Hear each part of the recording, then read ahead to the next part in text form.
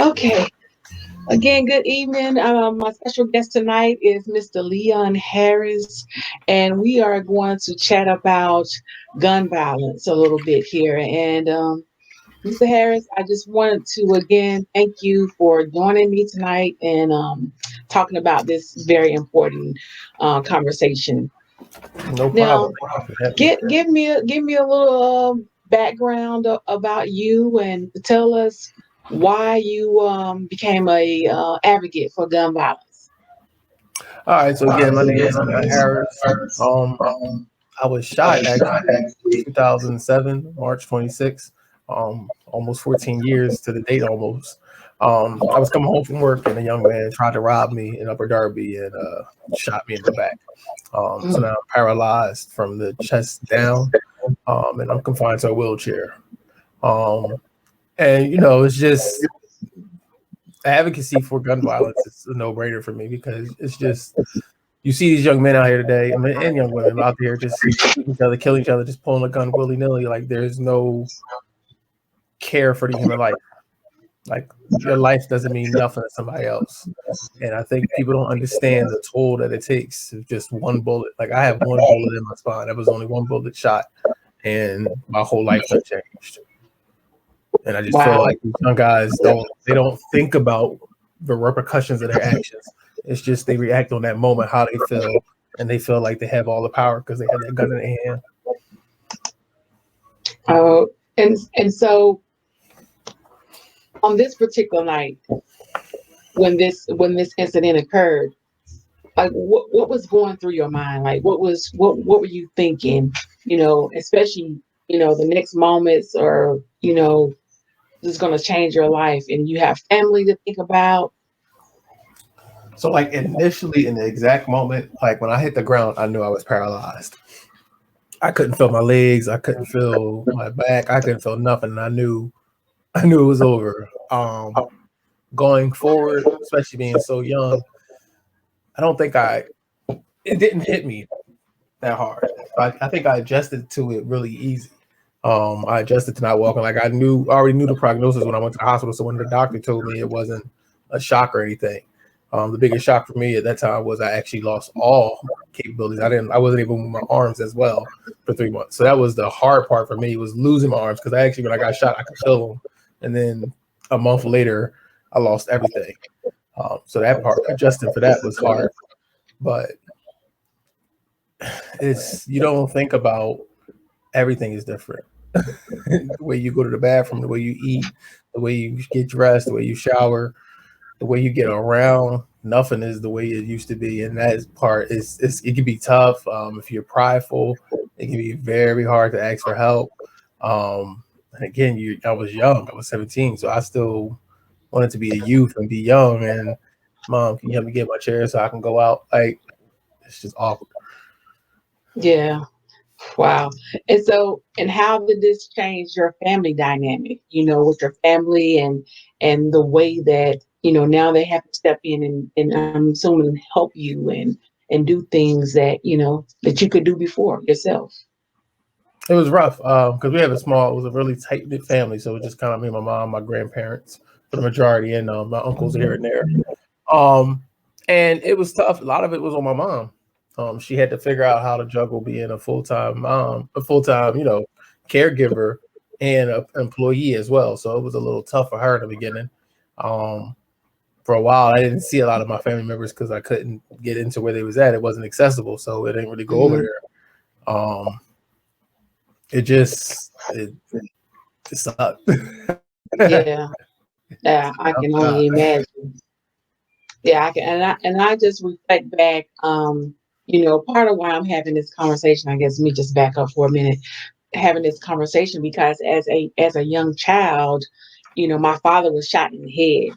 So I just recently released a book, and just when my dad went to the hospital, so I wanted to be able to speak with other people that could kind of relate to my childhood that I didn't really realize was still affecting me in my adulthood. Yeah. So as I started to go to therapy, I realized that I had suppressed a lot of that. And so I can't necessarily relate to being shot, but I can Mhm. relate to as a young child at the time in third grade, how life changed for me. Not being able to see my dad, not being able to do the things that we used to be able to do because we spent summers with him. So all that changed forever, you know. So I most definitely can see how. And my grandmother stepped in and was like the caregiver for my dad. Again, it was nothing that we could do as kids because we was children. Yeah. So I can only imagine the toll that that took on your mom, but thankful that you had that, had some family members to be there and help you through, because, having that support is so important. It's key. It's vital. It's vital to your mental too. It's not even just your physical. Your mental need that. Yes, yes, most definitely. So, now tell us, now you're part of a Wheel family, correct? Yes. Yes. So tell us how Will Family has really impacted your life and how they've helped you as a community, just to be able to wrap their arms around you and help you move forward. Hey man, they great. I remember the first time we met up. I was sick as a dog when it came to the first meeting, and I was like, no, I gotta push my way out here. I gotta go. I gotta check this out, see what this is. Because I was the type of person. I was a loner. I didn't want to be around other wheelchair people for years. So it took me about like 7 years to get open up to being friends with people in a wheelchair. I like to be friends with able-bodied people for some reason.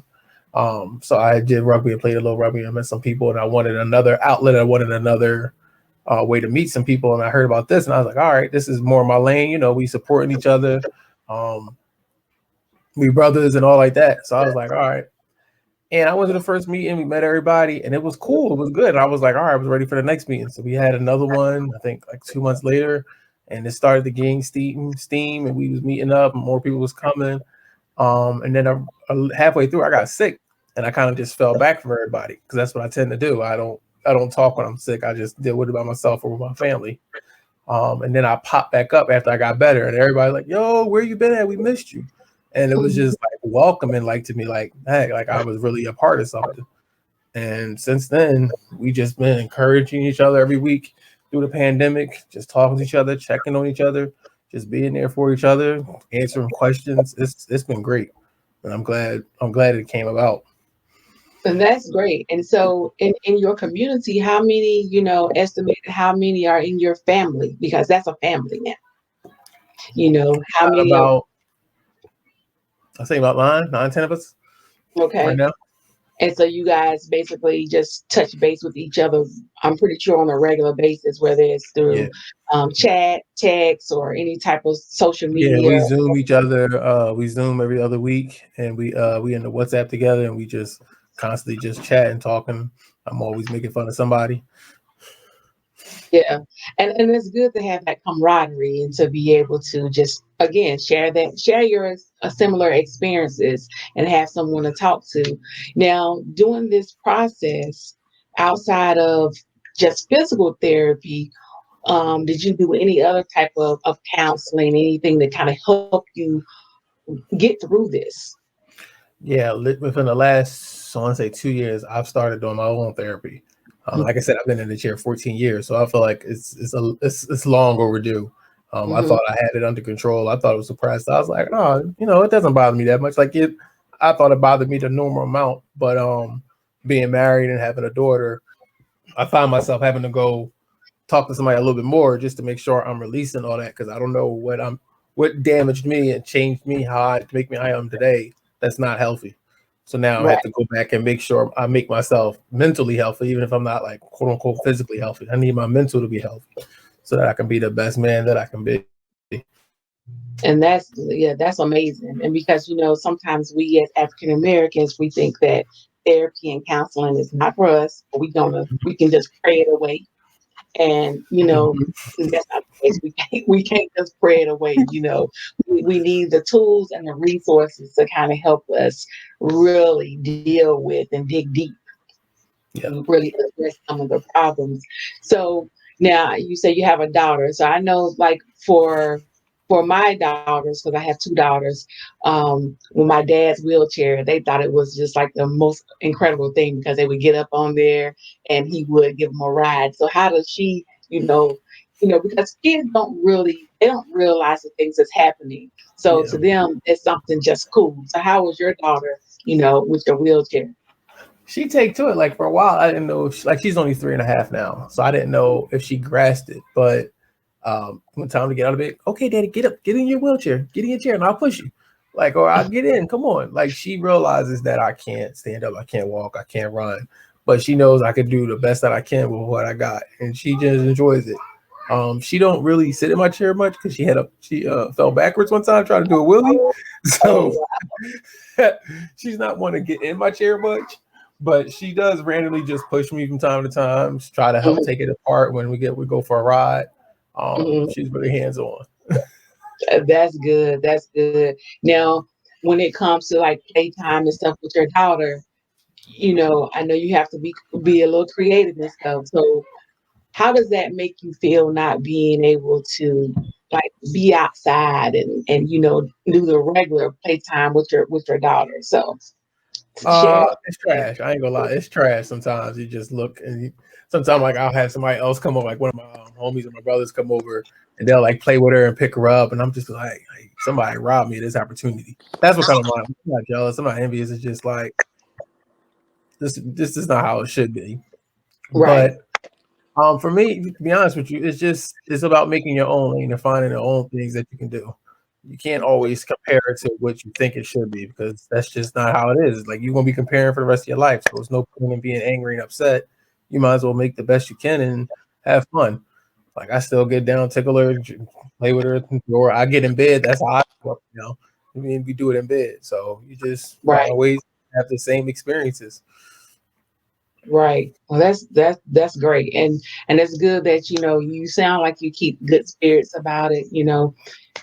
Life happens, Try. and you're adjusting and you pushing forward. So that's amazing. That's great. That's great. Welcome to the conversation, Mr. Horton. Appreciate you jumping on. I'm Sabrina Wiggins, your host tonight.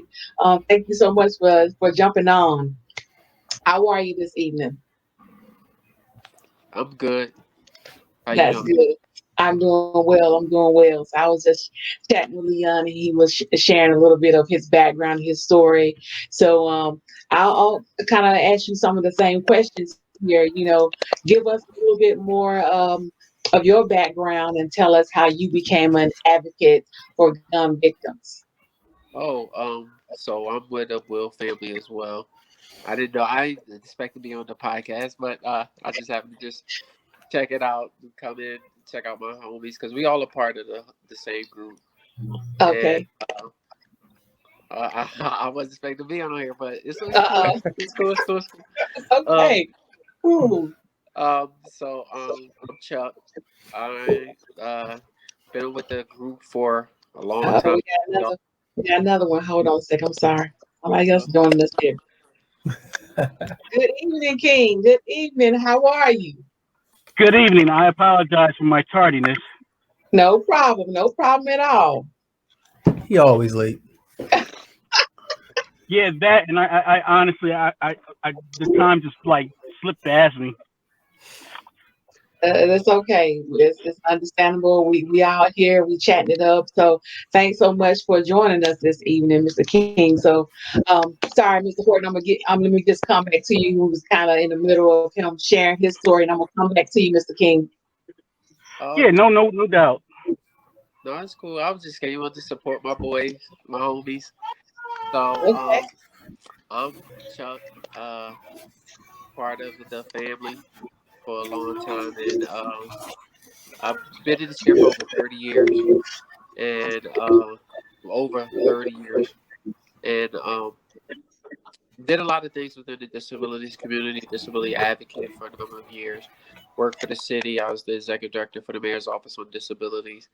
Um, Still working in the disabilities community as an advocate. I work over at Inglis. A lot of people consider it as Inglis House in Philly. And I'm the senior director of advocacy and inclusion. And just I'm the chair of the board for Disability Pride Philadelphia in Pennsylvania. Uh, so just been around doing a lot of things within the disabilities community. And I've been in the chair since I was 17. And can you give us a little bit background of what happened that put you in that chair? So hanging out with friends. We got in an altercation with a bunch of other guys, and it was a fight, and I happened to get shot.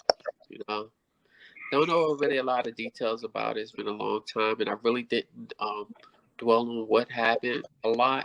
I kind of like moved past it and know you have to live beyond it. So Hmm. started to live because I was in 12th grade in high school. Had a lot, had to finish up in high school. Had a lot of other stuff going on. Just trying to find yourself as a man when you're 17 years old, and that's just trying to deal with all of those struggles of life. And I predate the ADA, so it was kind of like trying to figure out life, how that works, and be independent and have a full life beyond that. Yeah. Wow. It's how's Mr. Harris was talking about a Will family. Now, how did you get involved with a Will So it's funny that me and Leon, we lived in the same building.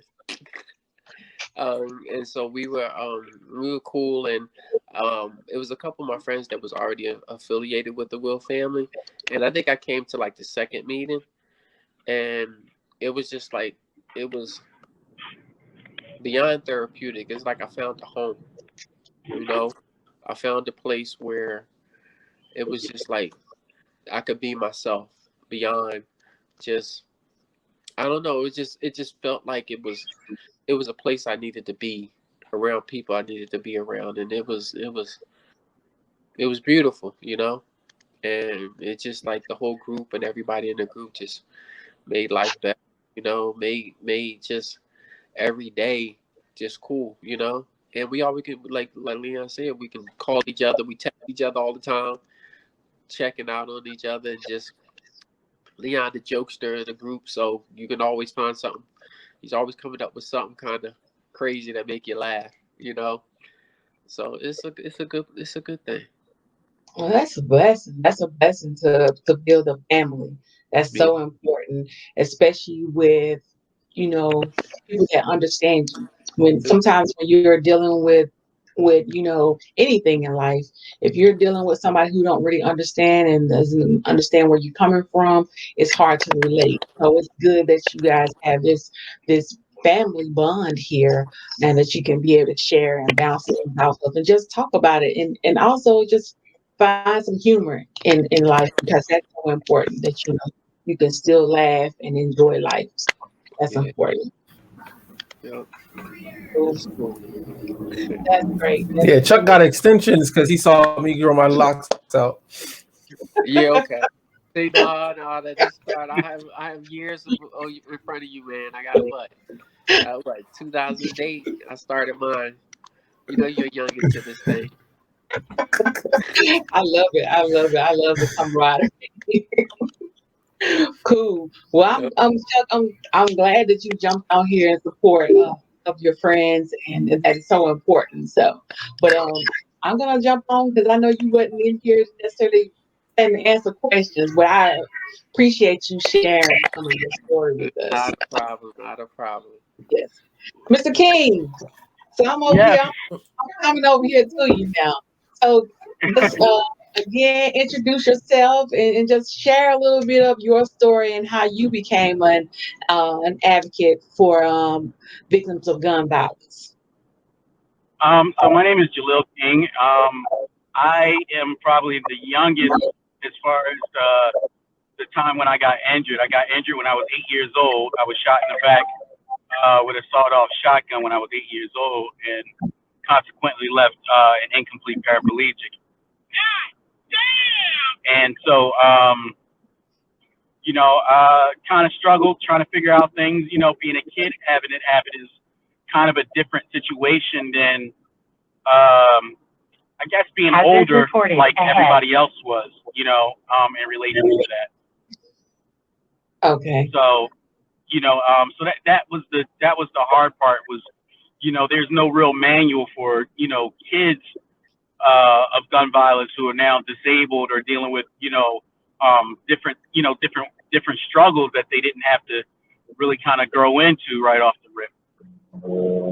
Um, so and that's kind of the thing that happened to me. I got involved with a Will family basically by way of Temple. One of my friends who's also a survivor of gun violence, but he's not disabled behind it, had told me about, a group coming together to try to support one of our members, Jaleel Frazier.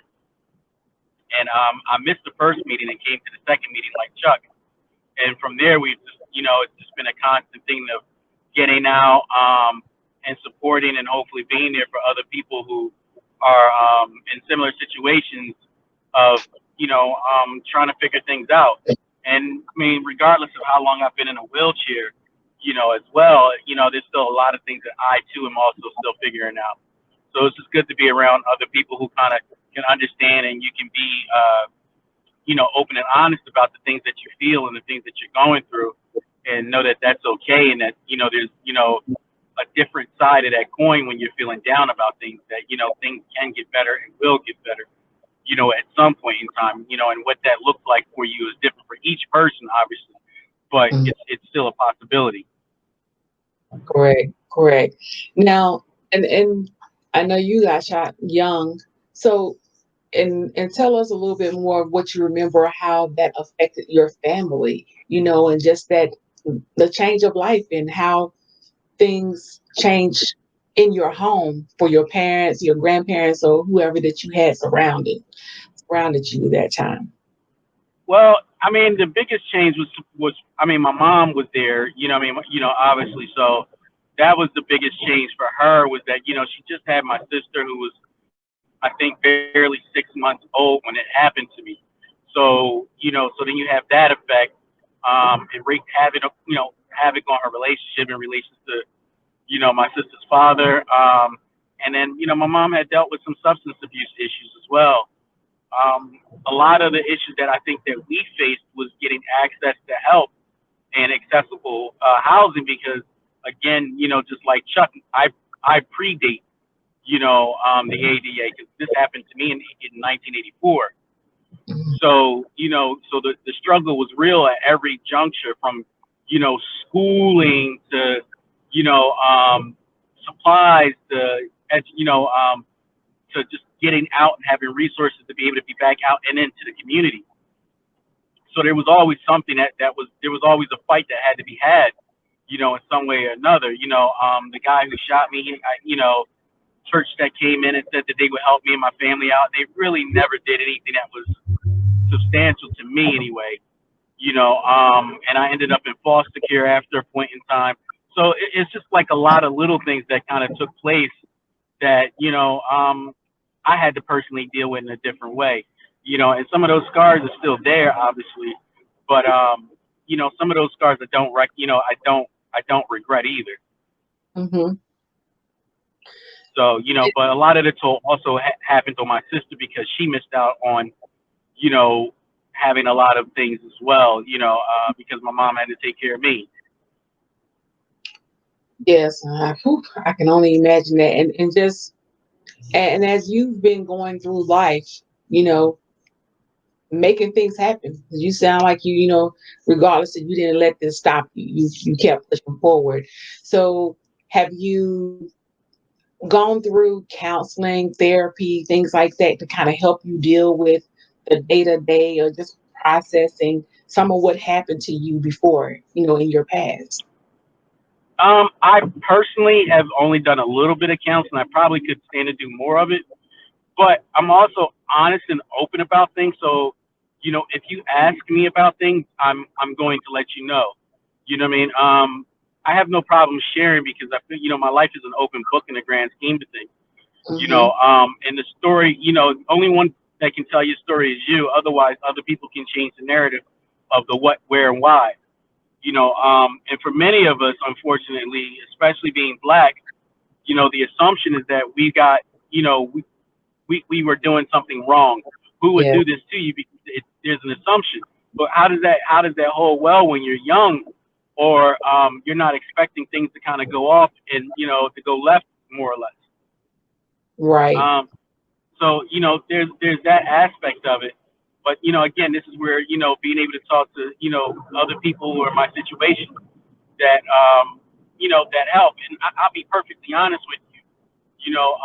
Throughout my life, I've had these annoying things that I like to call friends and family, who, really wouldn't let me stay down for long. So, having, at least having that around me definitely helped for sure, because it's easy to wallow and to get into the darker side of what you feel as though you're missing out on or you don't have. And I mean, I go through that, but I don't wallow in it.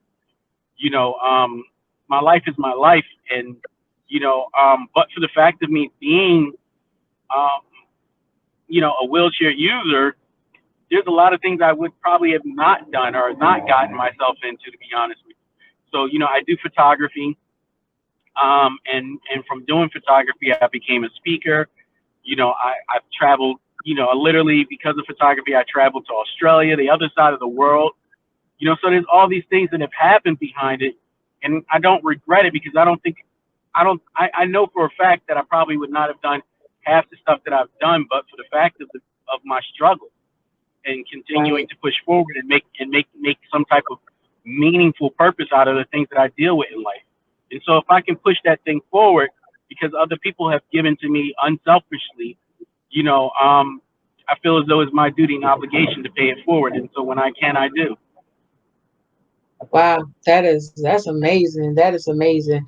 And it's always good to just hear uplifting stories such as yours, because you didn't allow this to stop you. You pushed forward, and there's always obstacles in life no matter what.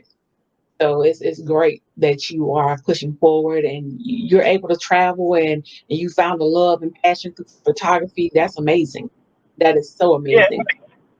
I mean, don't get it wrong. I do have my days, what I Right. mean? And I do have my lazy moments as well. You know what I mean? Like, I'm Yes. hard on myself too. So there's times where I don't feel as though I'm doing enough, when realistically my enough is a lot more than some other people's best efforts. You know what I mean?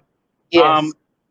but at the same time, I mean, we all go through those things where I don't feel like getting out of bed. I don't feel like doing this. I just want to play video games all day. We do, I go through those moments too of non-productive and going through depression and things like that. So these things do creep up. I just try my best not to wallow in it. And, I've touched enough lives where every so often I'll get this phone call or I'll get this email, and these things just start opening up. And because for me personally, and I'm pretty sure it is like that for a lot of, for a number of us who've been in the chair for the longest. Um, I sometimes ask myself why. What am I doing all these things for? And every so often, I'll get that email. Hey, I just saw that video of you, and my son is dealing with a disability, and I'm glad to know that he's going to be okay, because there's so many things that are open and available to him. Because I see what you're doing, and those things make me feel good. And while I don't directly benefit from those things, other people do. And again, that's me paying it forward by living my life. I Right. didn't ask for it, but by every means, I think we as a whole are just taking advantage of it as best we can and making do with what we can. The easy thing is to just give up. The easy thing is to not, to stop caring and wanting to, basically say, F the world. Right. So now, so Leon, I'll jump back over to you for a second. So just talking about when you have those moments, as Mr. King just spoke about, when you have those moments of depression and things like that, who do you lean on, or do you call your brothers in and say, "Hey, I'm having one of those days," and you guys just talk it out? How do you navigate that? And I'm asking this question because I know it's so many other people that's out here going through this. I want them to be able to know what to do or have some ideas how to get up out of that rut. Yeah, for me, I have my brothers that I talk to almost every day. And like I lean on them. I see it coming on. It's just like, I know I'm feeling bad. I'm feeling like this is about to be the start of something crazy. We need to, talk this out. Let me get over this so I can start the day fresh. Because it's important not to wallow in that. I got a wife and a daughter. Like, I need to be the best person that I can for them. So I try not to let depression sneak in. I try not to let sadness, the laziness, and it happens. I'm not even gonna think that it happens. It's just trying to have a positive mindset. Because truthfully, we could be bitter every day. We have every reason to be bitter. We didn't ask for this. We don't deserve this, and it's hard. I got nurses in and out my house every day, or like every day, all week long. I guess, and I'm not even like that sick, and it's tough. So Yeah. you gotta find ways to make sure you see the light in things. Make sure you stay happy. Make sure you stay positive. Make sure you stay uplifted. Yeah. So how is it, for you when it comes to um outside resources and just finding ways to be able to get the things that you need, from medical to just be having the right access to be able to get to certain places, being that you're in a wheelchair. It's who you know, for real, for real. You gotta. It's the having that community. Because for me, I'm like blessed because I have a wife who works in healthcare, so I can get a lot of questions and stuff answered through her friends and her colleagues and coworkers. But before then, I was just drifting. I didn't know what I was doing. I didn't know what I was supposed to have. You ask the resources that are there for you, like a case manager and stuff like that, but they don't always have the right answers.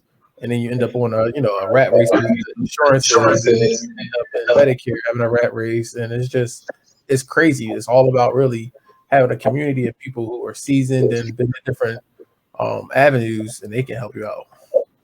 And it's important that you say that because I would just say, just for myself and my brother, just trying to even navigate the system for my dad, because we are originally from Georgia and we now live in Maryland. And Mhm. even still now, because I've connected with a few people, but it's still always like leading me down this rat hole. And it's like it's a never end. Like I feel like I'm on this wheel, just going and going and going, and never getting answers to try to find resources for him. And even with, it's like he gets Social Security, but then it's like, okay, well, he doesn't qualify. He makes too much. I'm like, $1,400. How is that making No, too much? It's no, nothing that he can do. He's paralyzed, on one side, so he can't work. He can't do anything. He can't really speak because he um he needed a voice box, so he can't really do anything. And so it's interesting that you say that, because Recorded ahead. that rat race is really crazy, just trying to find those resources. I hate being on So the phone now because it's always a phone call, and it's always phone calls somebody else should be making that I have to make, and I think that right, don't make no sense. Like I'm right, not getting paid for none of this, but I have to make these phone calls that you're supposed to handle to right. coordinate things. Yeah. And how has that been for you, Mr. King, just trying to navigate the system as well? Just, you know, I mean, it's honestly it's a depressing situation because at the end of the day, like you want to try to live, and what they um, specifically in America, I mean, now that you kind of get, you move around and you see other things in other places, you realize just how effed up it is here, and it shouldn't be this difficult. I shouldn't feel like I'm going to lose my medical because I made $2 too much, or I don't qualify right, anymore for something because I made $2 too much. You know what I mean? And I'm always on this verge where I gotta become a virtual criminal in order to live. So I gotta sneak and hide and do all these crazy things. And then when you really need something, they have a million and one hoops that you have to jump through, which they know you need it because there's nothing that's really changing in relation to anything. So they know that you need it, but they make you go through all these things in order to get to what you need. And truthfully, in a lot of ways, if they would spend the money now, as opposed to all the things that they do to put, all the barriers that they put in place, they end up saving a lot more money in the long run. mhm, And so we have that. Housing is an issue. Don't let you want to try to move out of your neighborhood. mhm, You're virtually a prisoner there by virtue of accessibility. And you got to think that not only am I competing with other people with disabilities, but elderly for handicap housing as well. So that's another thing, and a lot of people give, like, you get the senior discounts and all these different things, but not realizing that we are basically on the same level as seniors. So, but we don't qualify for a lot of those things that senior citizens qualify for. And so it's always an interesting rat race for every little bit of thing. And unless you have some money, you can almost forget about it. yep, I completely agree there.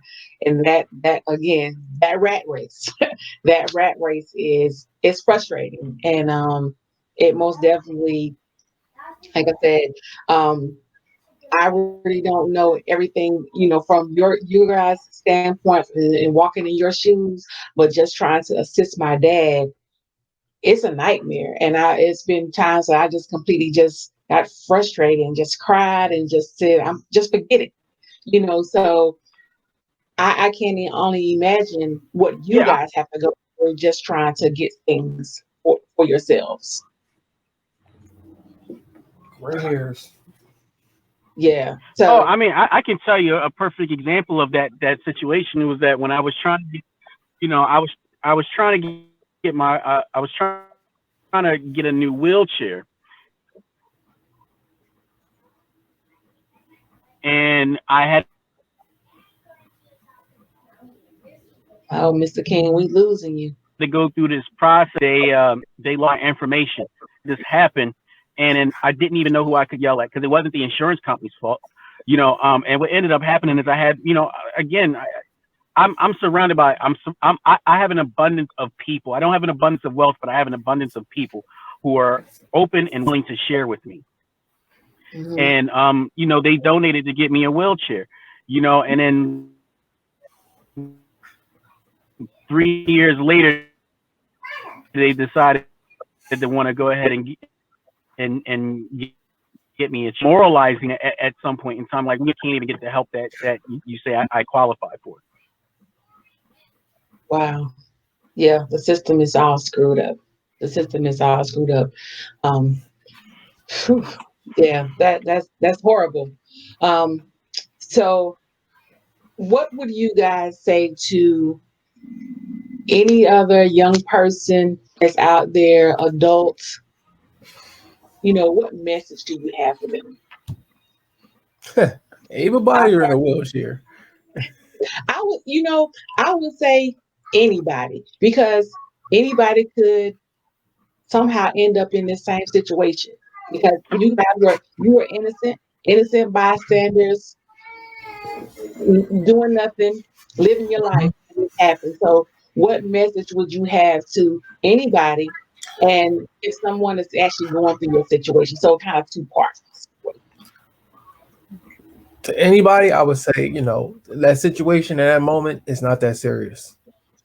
Let it go. And that's with anything, not even pulling a gun out on somebody. Just whatever decision you're about to make that's not rational, that's not thought out, it's not that serious. Just think about the consequences to your actions. And if you in this situation, um, just keep your head up. It's you only gonna make it as better as you can. If you having a bad day, it's going to stay bad. But if you try to give yourself a good day and try to think positive, it'll get better. You still gonna have to deal with it. You still gonna have to keep it rolling. You gotta have a different outlook on it, because what's gonna happen tomorrow's gonna be the same thing. It's the same exact thing. You still gotta push that hand around. You still gotta, get in that chair. You know what I find interesting is that, and maybe it's a little bit of a different observation for me, is that not everyone is built for living. Mhm. If you understand what I mean. And I say that because we have people who have all their facilities and still don't live their life. And so having a drastic change doesn't. I mean, like, if you want to live, you're going to live, and you're going to find a way to live. But if you are already dead inside, then having a significant change in your routine may not change much for some people, unfortunately.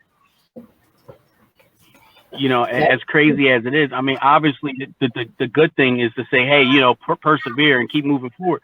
But I've met people who were put in chairs, some by their own actions and some by no actions, no fault of their own, but are absolutely bitter people. And there's no amount of goodness that comes in their lives that makes them better people. And I'd rather be real about that than to say, hey, obviously, like, if you surround yourself with positive people, then positive outcomes are going to happen.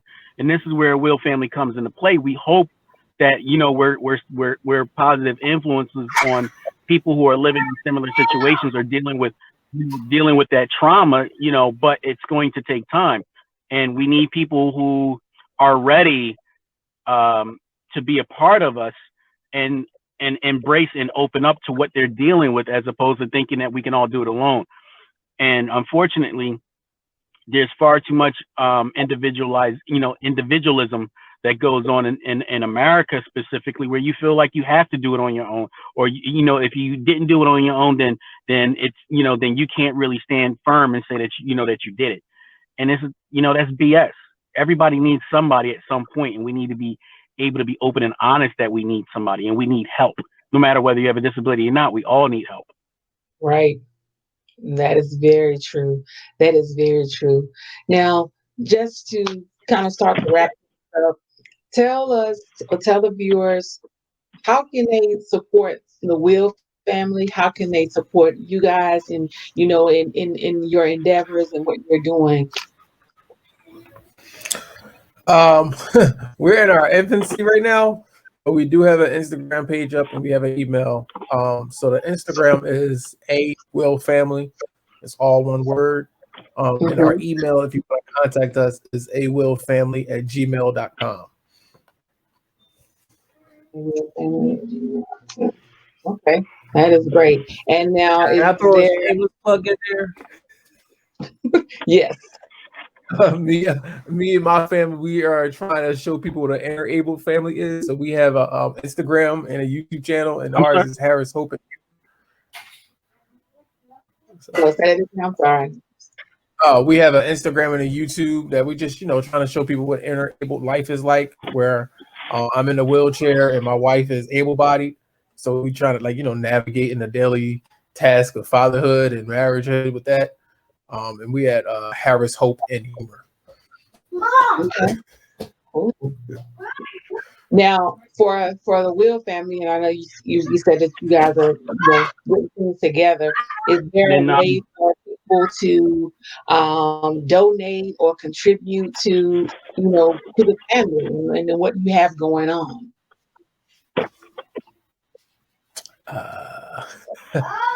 That we haven't worked out yet. Okay.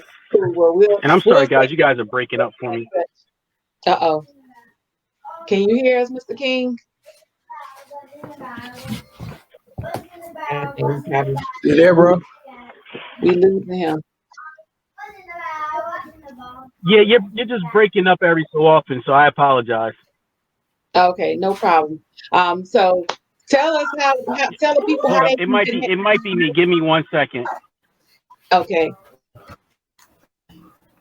All right. Yeah, we losing you, Mr. King. Chuck, you filling in? So if you want, you can always visit I have a website, JaleelKing.com. No, it's not that. Where are you JaleelKing.com. Yeah, JaleelKing.com, and I'm on Instagram @JaleelKing. I suck at social media, just so I'm upfront about it. So tell your but if people reach, I had it spelled correctly. Okay. Yeah, I don't know what's going on. I'm sorry, you guys are just breaking up on me. Did you ask him to spell it? You said? Yes, I want to make sure I spell his name correctly. It's It's JAELKING. No. It's JALEEL. Oh, I still didn't hear him. He working up. Okay. I go and search for him on Facebook so I can make sure I put his information out there. But Mr. Horton, do you have anything that you want to say? Oh, I'll jump back on. So if I think if you want to like donations to a Will family, you can always do it through our email. Just shoot an email if you want to make a donation or something like that to the group, and we can tell you exactly how to go about doing it. And then Okay. Jaleel information. Oh, Mr. Horton, you breaking up too. It's Jaleel King. What's I am. I think it's JALEELKING. Jaleel King. okay? All right. So, any final words .com. before we go, fellas? I would just say please Go support. ahead, Leo. Please support and drop the guns. I That's apologize for the just technical. Oh, no Yeah, problem, now Mr. it's King. good. Okay. I was asking any final words before we end our session here tonight. I greatly appreciate you guys joining me tonight. no problem. Thanks for having me. Honestly, the thing I would say is that, like, the first step is always the hardest step ever when you're dealing with any kind of change. But just understand that, that doesn't mean that it's going to be the last step that you take. And so, while it takes a lot to take that first step, understand that, like, there's people here for you who are looking, able, and willing to help you out to deal with whatever pitfalls that you find, and help you out by any means necessary if possible. So don't feel like you're alone out here. You're really not. And unfortunately, so many people feel like they're alone because they're isolated, but you're not alone. So I just need people to know that they're not alone. And becoming disabled is the one thing that can happen to anybody at any given time in life. And so we have to understand that, it's about the quality of life. If we want people who have, who come in with trauma or become disabled to understand that that's what it's about. It's about having a good quality of life. Okay. Cool. And Chuck, do you have any final words that you want to share? I think I got it a little bit better now. I think it's just support each other, no matter what's going on in your life, no matter what your ups and downs could be. Because the reality of it is that this disability thing can visit anyone's family at any time, you know, and be respectful of one another, be respectful of anybody who do have a disability. Because sometimes you just need to reach out and just check in and just say, how you doing? You know, how you doing? Or just, you okay? Or I'm here for you. Goes a long, long way. Where you feel like you're in the beast of just trying to find yourself, because it is a reawakening and a finding of yourself again when you have a disability, because your life changes. So you really have to kind of, you're trying to rebuild yourself. So people have to rebuild and know who you are too. So it's just a re-education and just a reintroducing yourself to everyone, and they'll reintroduce themselves to you. So just put yourselves in their situation. And one thing is always this: treat people the way you want to be treated. That makes the whole world a better place. And it's just that simple with everything. Wow. Well, blessings to you, Kings. I really, really appreciate you all jumping on here and just having a conversation with me.